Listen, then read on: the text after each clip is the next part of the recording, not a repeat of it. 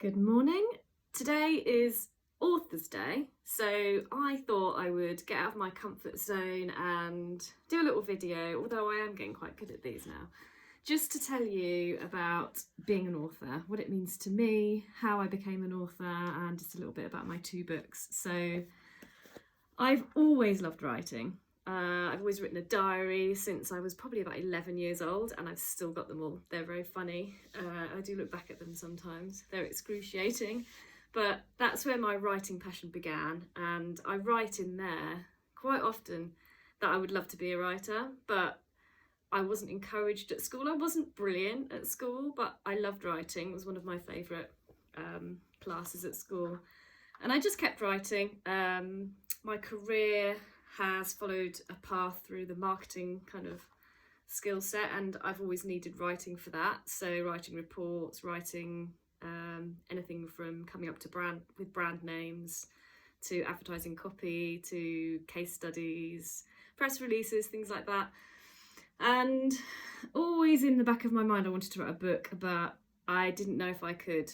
I love reading. I read all the time, so just have so much awe of writers and knew that it would be a hard thing to do. And then one day, about 2 years ago, I was asked to write a book. Now, if you know me, you'll know that I write a blog, that I've been writing this blog for about just over 12 years now. So when I was asked to write a book, I was like, oh my God, really, me? So actually having a publisher and an editor for this one, my first book, The Reluctant Allergy Expert, which is just going through its second edition now, which is coming out soon.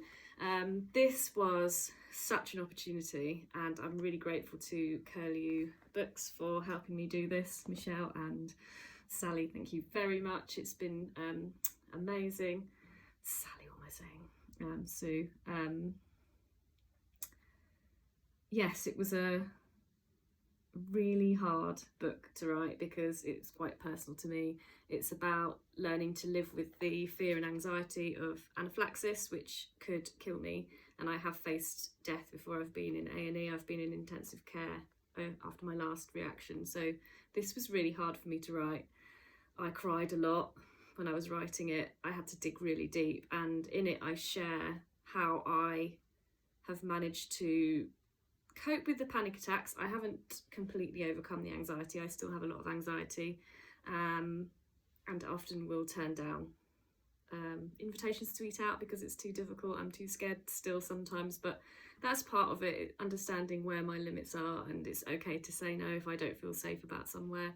I think that's part of dealing with anxiety, accepting that you have this condition and understanding that by managing it I can do whatever I want. I just can't eat certain foods and maybe eat in certain places, but there's so many things I can do. It's hard to get your head around that, particularly for parents, because they feel like they need to control the situation, and they do that when their children are small, but when you have to let those children go out into the world, I know it must be terrifying. I know my mum's still wise about me, and I'm 48. And then I wrote my second book, which is a book of poetry all about eczema, for people who live with eczema. Again, this was therapy, and it's not the same as having a therapist, it's definitely not, but writing down how I feel, and both these books are quite personal. And the first one is a self-help, I guess, and this one is poetry, which I mean, I'm a poet, who knew it? Through having topical steroid withdrawal and eczema, I found that writing was one way that I could express myself, and I've been really fortunate to get therapy for my anxiety and panic attacks, and in the past as well for other things. And I always find it hard to speak, to say the words, hard to articulate myself sometimes. Might sound weird listening to me waffling on here, but when it's really personal things, sometimes I don't know how to say what I need to say, but I found that I could write it down, and it often comes out for me in poetry. Sometimes it's a letter to myself, sometimes it's gratitude journaling or just writing down my thoughts, my fears, but poetry seemed to be what was coming out, and I started sharing them with a couple of friends, and I shared a couple on my Instagram, and my skin family, who I'm so grateful for, mostly on Instagram. A couple of them, Cara and Amy, thank you. You were the two who really encouraged me to share them.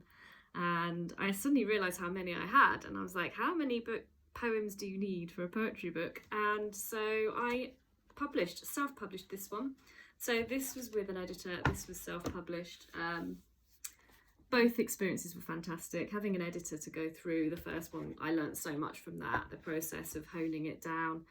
And that was hard doing that on my own, but self-publishing was great fun too. Amazon is an amazing, despite what you say about them, for authors, it's a fantastic platform. So, happy Authors Day. I'm so proud to be an author now, and every day when I see my books, every time I look at them, I'm really proud that I've achieved this, my ambition to be a writer. I am an author. Happy Authors Day to all my author friends, and thank you very much for listening.